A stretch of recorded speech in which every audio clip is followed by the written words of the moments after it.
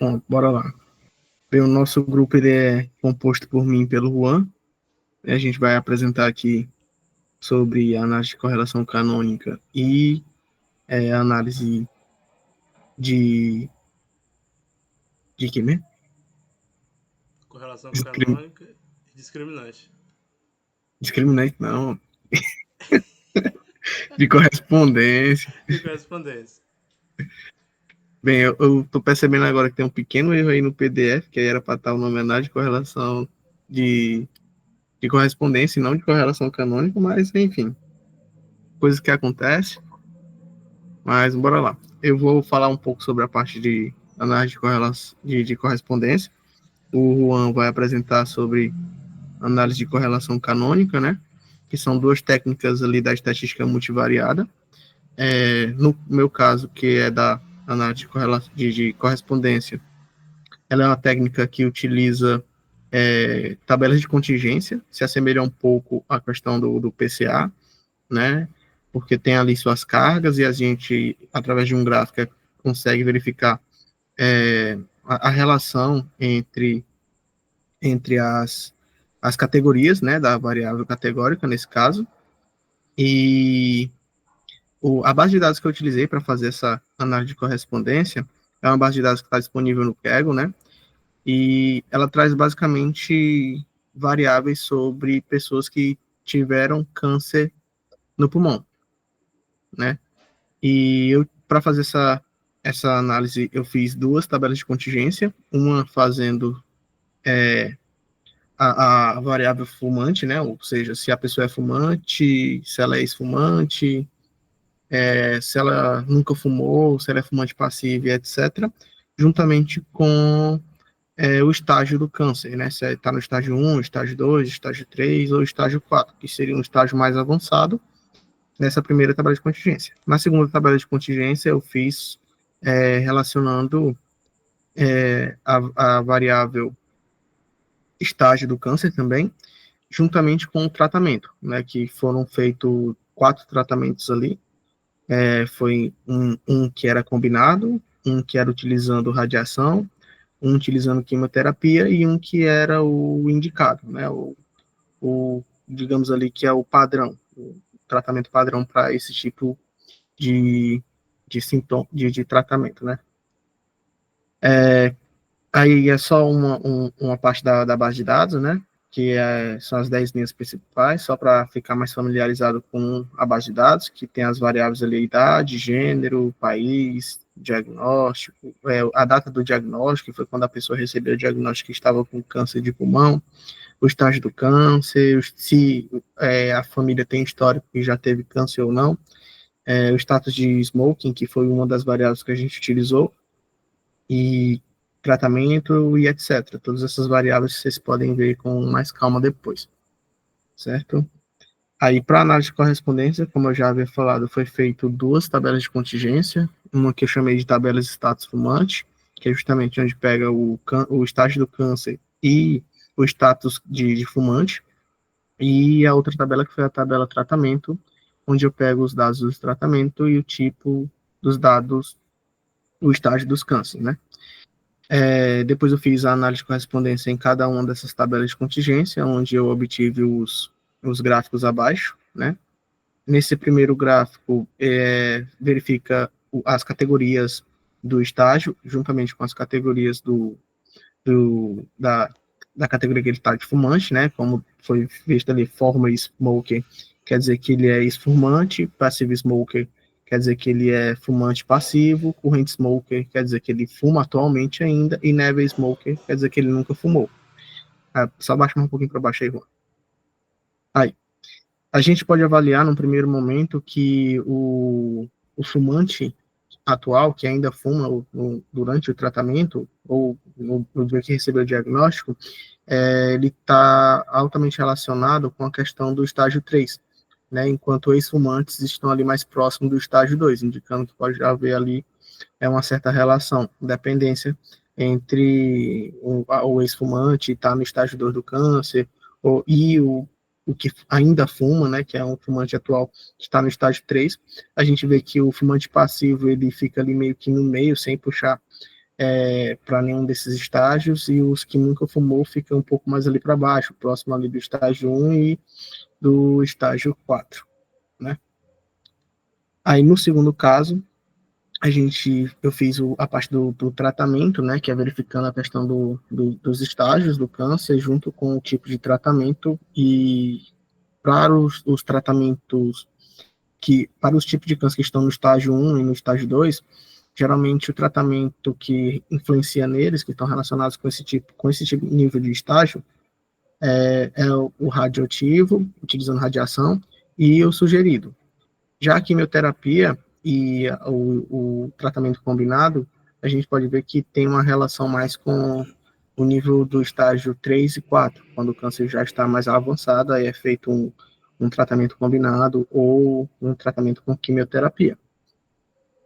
Então, é basicamente isso que a gente pode ver com a análise de correlação, que é bem interessante, não só avaliar a questão da, da, da, da correlação do teste, que fazendo um teste de dependência com o Q quadrado, porque no caso da correlação canônica, ela além de mostrar ali uma certa a dependência entre as categorias, as caselas, ela também dá uma forma de visualizar quais são os efeitos, né, de cada categoria e se elas estão relacionadas, quais estão mais relacionadas com umas do que outras. Então, esse tipo de, de análise é muito utilizado principalmente na área médica, para verificar qual o efeito de determinado tratamento, quais são as variáveis que são mais relacionadas. Também é muito utilizado na indústria de eletrônicos para verificar nível de satisfação, se é relacionado a alguma característica de algum eletrônico e etc. Agora eu vou deixar a bola com o meu amigo Juan, que ele vai falar um pouco mais sobre a análise de correlação canônica. A análise de correlação canônica, né, que que a gente utilizou aqui a base de dados do Kaggle também, que essa daqui é sobre ataques do coração, né? Então são várias situações que tem nessa base de dados, né? E aqui a nossa base de dados aqui, ela tem o ano, né, a idade da pessoa, o gênero ser masculino ou feminino, tá entre binário, né, 1 e o 0. Tem a batida do coração, né? Ou seja, a média de batidas por minuto. Tem a pressão do sangue sistólica e tem a pressão do sangue diastólica. Também tem a situação do açúcar no sangue, nível de troponin. E essas são as situações do banco de dados que nós escolhemos. E aqui a análise de correlação canônicas, ela tem uma situação, ou seja, de ter dentre esse banco de dados correlações que possam dar respostas para esse banco de dados, ou seja, qual gênero pode ser mais propenso a ter ataques do coração em relação a esses dados que foram apresentados aqui. Bom, aqui eu fiz uma proposição, né, ou seja, do sexo, ou seja, 0 sendo para masculino e 1 para feminino. Então, nessa pesquisa está vendo que tem muito mais do sexo feminino do que do masculino, tá? E nós vamos ver aqui a gente separando por dois vetores aleatórios, que são os vetores clínicos e os vetores biomédicos. Os clínicos são a taxa de batidas do coração, pressão do sangue sistólica, pressão do sangue diastólica, sendo que a nossa biológica, ou seja, a biomédica é açúcar do sangue, CK.MB e o troponin, né? E o resultado dele pode ser negativo ou positivo. Ou seja, o resultado ser positivo para um ataque do coração nessa pessoa que já teve, né?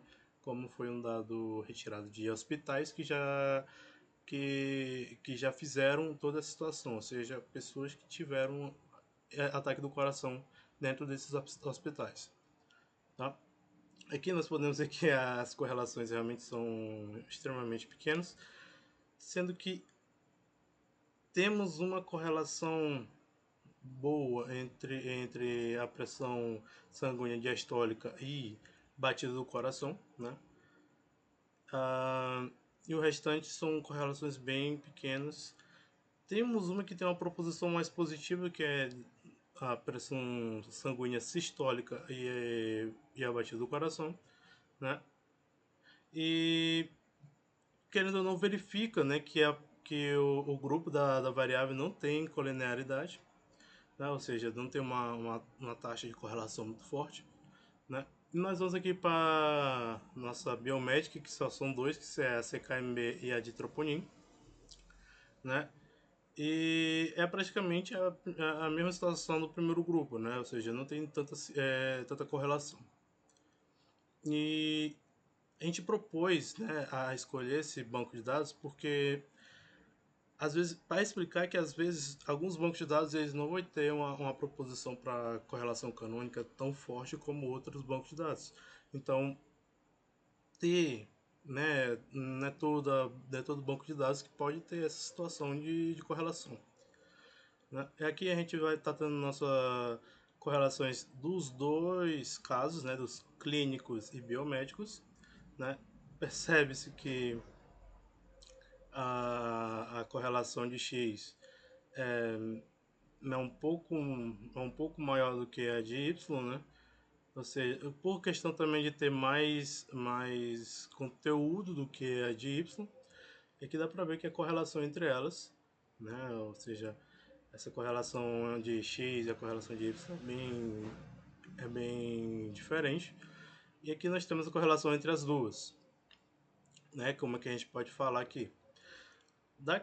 Percebe-se que é a mesma situação dos pares que a gente viu ali anteriormente, que a pressão sanguínea sistólica, né, ela é bem maior com o ataque do coração. Então, meio que tem essa proposição. Ah, aqui a gente tem as nossas cargas canônicas, né, que são propostas entre as correlações canônicas das nossas variáveis, né, clínica e biomédicas. Percebe-se que a nossa correlação dessas cargas, é, a correlação da clínica ela é bem maior do que a da biomédica, pelo que já foi explicado.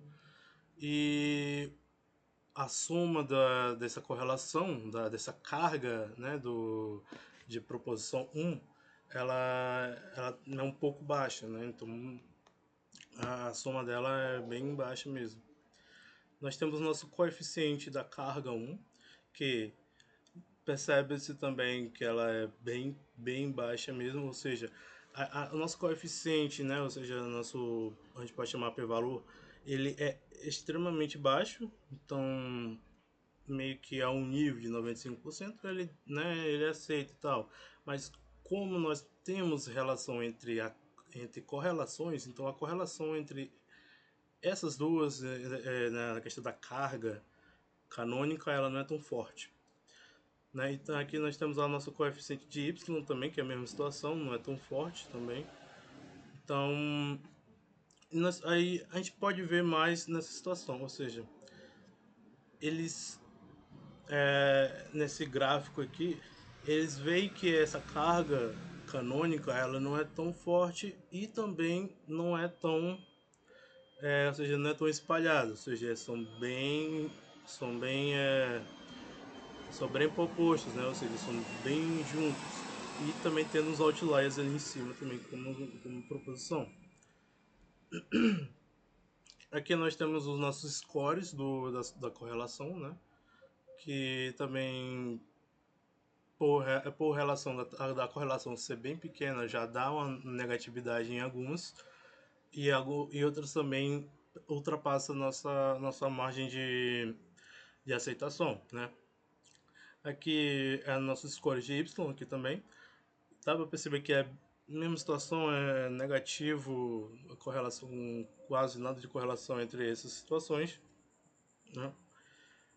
E aqui são nossos scores aqui é de Y também, mas só que por proposição de caso 1 e caso 2, né? Percebe-se que caso 1 ainda, que eles são modelos que não estão conjuntos, né? Na composição 1, ele ainda tem uma certa eu posso falar uma certa positividade aqui. Só que na proposição 2, quando eles estão já juntos, então já é uma negatividade. E aqui nós temos os nossos coeficientes canônicos brutos, né? Ou seja, aqui já é praticamente a nossa parte final, né? E percebe-se que ele é uma interpretação, ou seja, bem ser uma análoga, né? Bem análoga dos coeficientes de regressão. Então, uma variável de leitura, né? Ou seja, para o aumento da unidade da leitura, ele está levando uma diminuição muito grande, né? Ou seja, a primeira variável, né, canônica do conjunto 2, né, que é positiva, então, e as outras mantêm constante, ou seja, são negativas ou positivas quase acima de zero um pouco, né? E aqui nós temos as nossas cargas canônicas computadas, que é a nossa que elas computam nossos casos clínicos, biomédicos e a nossa carga. Então, essa é a nossa carga canônica 2, tá? Aqui é toda a proposição, aqui dá para ver que tem muita situação negativa. Ah, deixa eu indo para o final, que é muita carga canônica.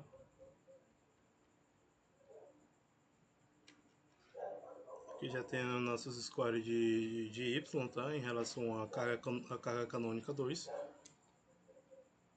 que é bem negativa também.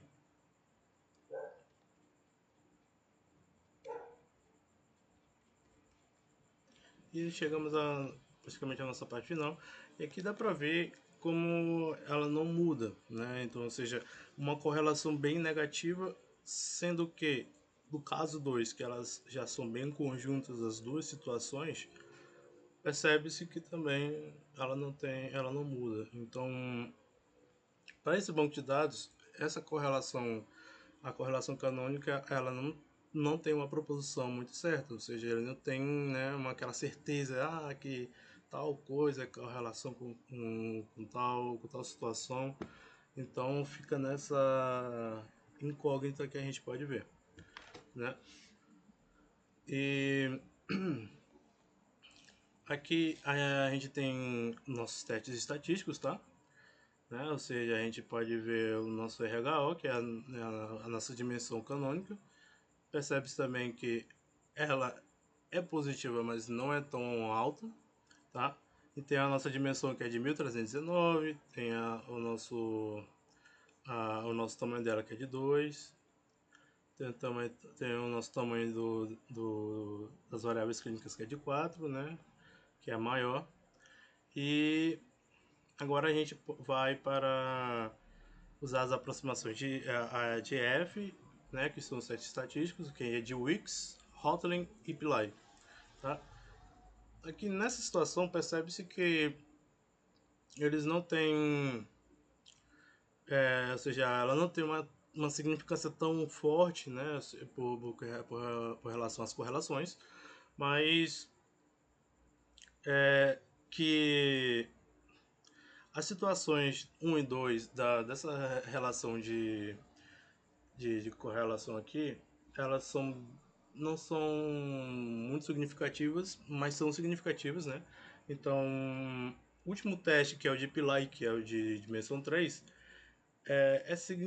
não é tão significativo como 1 e 2. Então, as dimensões 1 e 2 são significativas, enquanto a dimensão 3 não é, tá? Então, e essas variáveis, elas não apresentam tanto um desvio padrão, né, tão diferente. Então, por essa situação, os coeficientes não são tão aproximados, né? Então, e também não são tão padronizados como se fosse numa correlação canônica normal, tá? Então essa é a situação. Aqui nós são os padrões de matriz diagonal, né? Por clean, né? De clínico e de bio, tá? Percebe-se também que eles não são tão positivos assim, tá bom? E É essa a nossa apresentação sobre correlações canônicas, tá? Mais alguma coisa, Matheus? Não, não, doutor, tudo Só isso? tranquilo, Pois pronto. só isso. A gente pode verificar que o segundo banco de dados não é para ser feito isso aí, Mas é bom mas, explicar, pô. É bom explicar que é, não é todo banco de dados que vai ter essa correlação, né? Canônica, como a gente sempre. A gente acha que, né, no mundo da estatística, no mundo acadêmico, com bancos de dados tão perfeitos, a gente acha que sempre vai ter um banco de dados com uma correlação canônica certa, mas não tem, né? Então, essa foi um exemplo bem legal de se fazer. sim, achei válido justamente para verificar que dados têm problema, né? Não é aquele Isso. negócio fechado que qualquer coisa que aprende é aplicável em qualquer base de dados. Pois é. Então é isso. Então é isso aí. Tranquilo, pois valeu, doutor. Boa Valeu. noite pro senhor. Passou Boa ainda noite. um avião aí no final.